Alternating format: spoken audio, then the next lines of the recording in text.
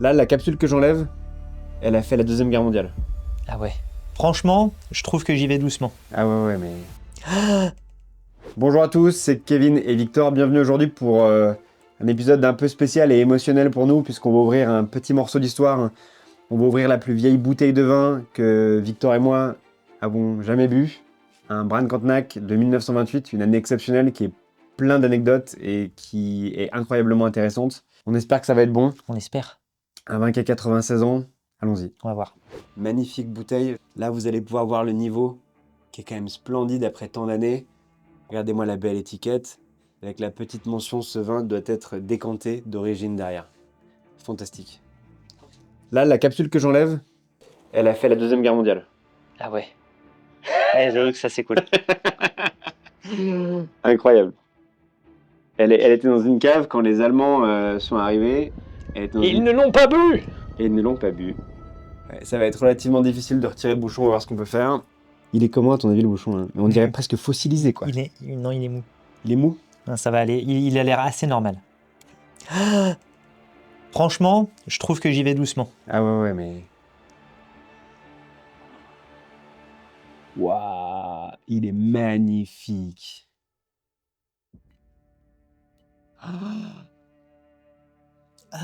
Oh, j'ai jamais vu ça. Ah, c'est ouf. C'est incroyable. Il a rétréci le bouchon à travers les années, regardez. On est sur un bouchon qui a une forme quasiment rétrécie ici. Et là, c'est du coup du dépôt, je pense, qui s'est mis sur le bouchon. Ouais, c'est du dépôt. ouais. Ça, c'est des petits moments comme ça. Félicitations à toi, Victor. Franchement, il a une main d'orfèvre. Il a réussi à nous ouvrir ça aux petits oignons. Elle est parfaite. Rappelez-vous qu'on a une chaîne qui débute, donc ça nous fait très plaisir si vous voulez nous voir ouvrir plus de vieux vins qui sont potentiellement bons, potentiellement incroyables, potentiellement de vinaigre. Abonnez-vous, mettez-nous un petit like. Là, c'est un grand moment pour nous. On va le partager avec vous. Il y a quelques sujets que j'aimerais aborder de type, est-ce que les vieux vins, c'est mieux? Est-ce qu'un vin, plus il est vieux, meilleur il est? Donc je pense que c'est une question qui est un petit peu intéressante.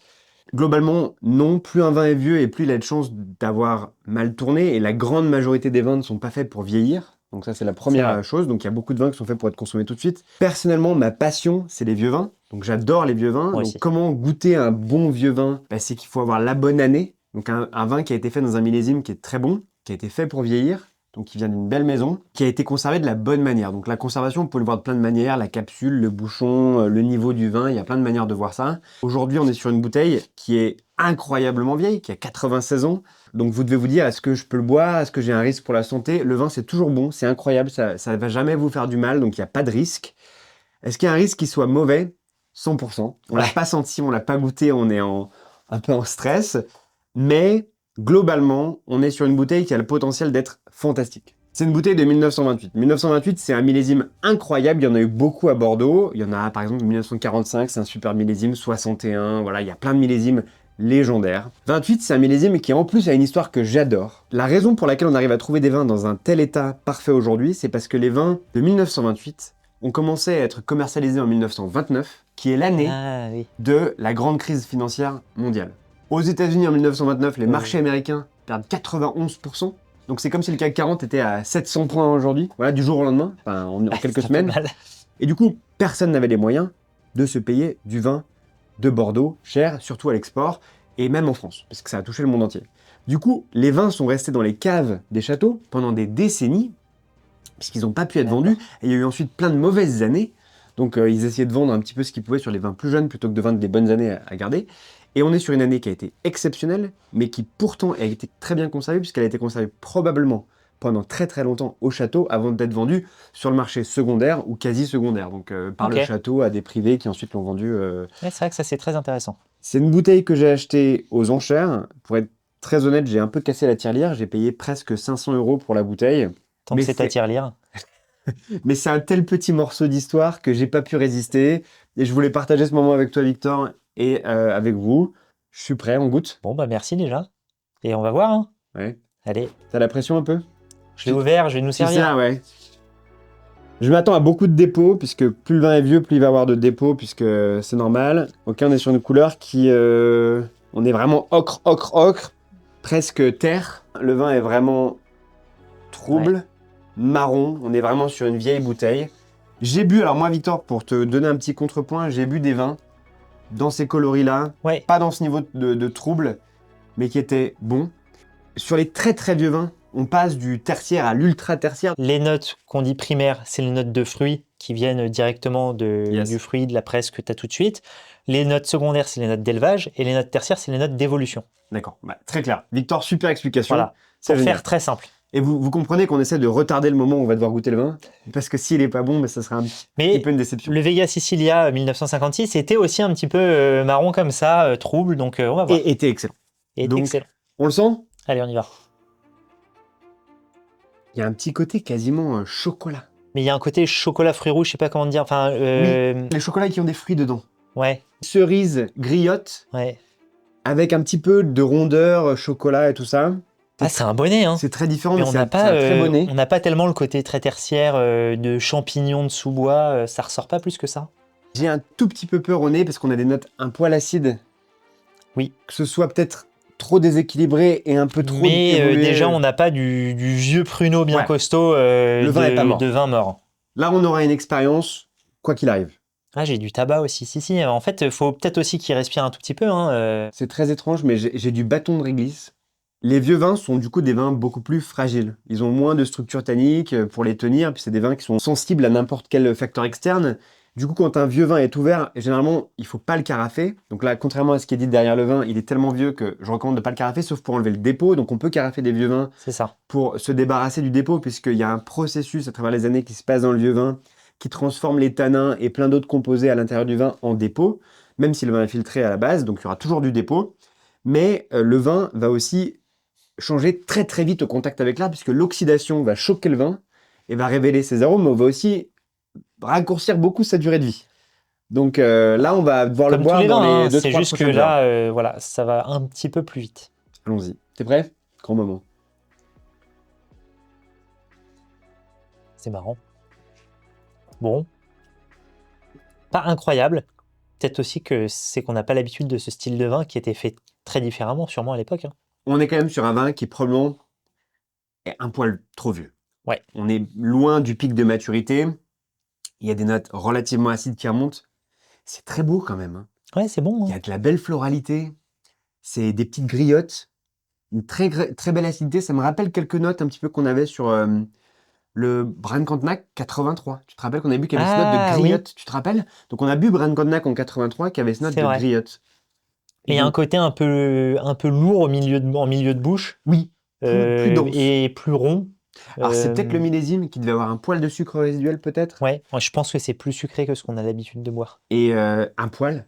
Et pourtant c'est Pas un très très vieux sucré, hein, domaine. mais- Donc c'est un domaine qui date du début des années 1800 Ah ouais, et qui a été racheté par Lurton. C'est celui qui possède le château Margaux en 1925. L'a vachement modernisé même à l'époque pour en faire un très beau domaine de Margaux. Donc on a déjà l'expertise de Lurton. Et petite anecdote sur le château Brand-Cantenac. Le vigneron historique qui a acheté les vignes, qui a planté les vignes, parce qu'il croyait au terroir, il a vendu pour acheter les vignes de Brand-Cantenac ses vignes d'avant, qui s'appelaient Braine Mouton, Ah.